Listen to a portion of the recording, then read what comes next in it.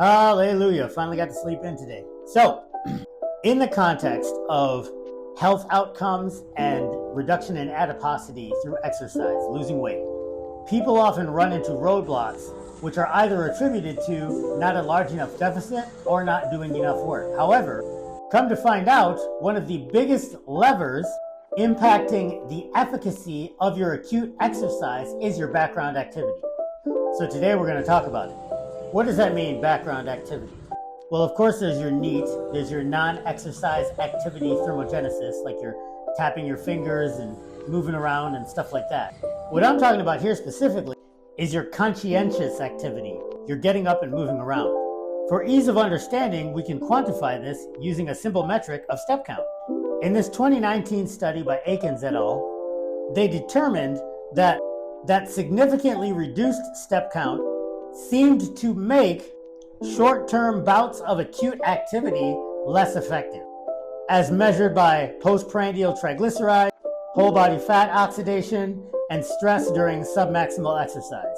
Now, in a following 2021 study on daily step count and postprandial fat metabolism by Burton et al., they demonstrated quite alarmingly that 2 days of step reduction to approximately 2,500 to 5,000 steps per day, which, sidebar, I found anecdotally is about average for most working age office type folk. So 2 days of step reduction to 2,500 to 5,000 steps per day in young, healthy individuals impairs the ability of an acute bout of exercise to increase fat oxidation and attenuate postprandial increases in plasma triglycerides. This suggests that exercise resistance occurs in individuals taking approximately 5,000 or fewer steps per day, whereas 8,500 steps per day protects against exercise resistance in fat metabolism. What's your boy Sergeant Matt been saying for years now to most of you folks? At least walk 9,000 or more steps per day. I'm not just telling tales out of school here, folks. I know things. And I got a couple more zingers of studies to throw at you, some very recent. In fact, I have a 2024 study. Now, this one is by Coyle et al. In 2024, but Coyle has done quite a few studies in this particular subject area, if you Google his name and scholarly articles. But this man does not bury the lead. He starts off with physical inactivity is the fourth leading cause of death in the world. It is associated with myriad diseases and premature death. Two possible contributing factors are postprandial lipidemia, which accelerates atherosclerosis, and impaired whole body fat oxidation, which contributes to obesity. And what he says next is kind of the thesis statement of this entire video. In people who have low physical activity, less than 8,000 steps a day, an acute bout of exercise, 1 hour at 62% maximum oxygen consumption, has no effect on increasing fat oxidation or reducing PPL, postprandial lipidemia, and then in parentheses he has quote unquote exercise resistance. And so, the acute harms of inactivity are not due to the lack of exercise and are more powerful than the benefits of exercise, at least regarding fat metabolism. The increase in mortality with reduced daily steps is remarkably steep. This is a tremendously powerful statement, folks, and I hope you at least take that away from this video. What does that mean specifically?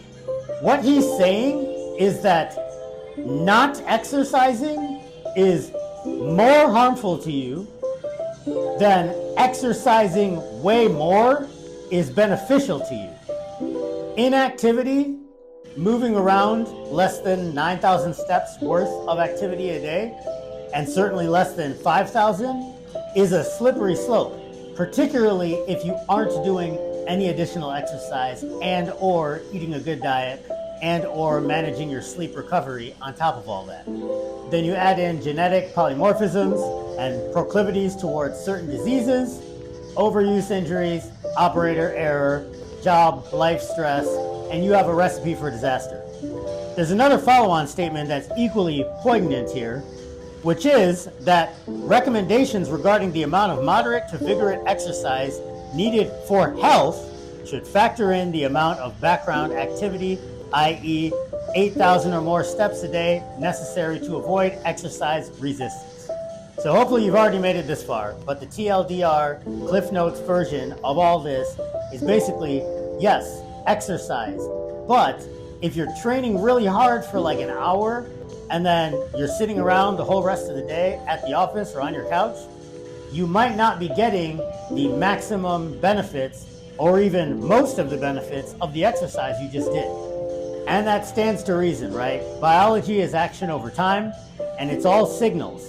And if the signal to train and be a more robust, healthy organism only comes 3 to 5 hours an entire week, and then the whole rest of the week is just sitting on the couch, sitting at your desk, sitting in your car, sitting on a plane, it makes sense that your biological programming would just assume that you are a sitting type of organism and not one that's designed to move around and be very physically robust and functional. And if none of that made any sense to you, let me leave you with a message of relief and of agency. If you want to be an Olympic athlete, an NFL running back, or a member of the Adeptus Astartes, that's cool, but you don't have to do all that to get the optimal health benefits from your exercise. If you can get to the gym 3 to 5 times a week for about an hour, but also get in 9,000 or more steps per day, that's money. And it's certainly an exercise prescription that is much more amenable to a 2024 adult human's way of life. Remember, the best diet and exercise program is the one that's sustainable for you. Like and subscribe to support the YouTube channel. Leave a comment, hit that noti bell. Consistency is a superpower. Stay active to stay in the fight. Thanks for watching.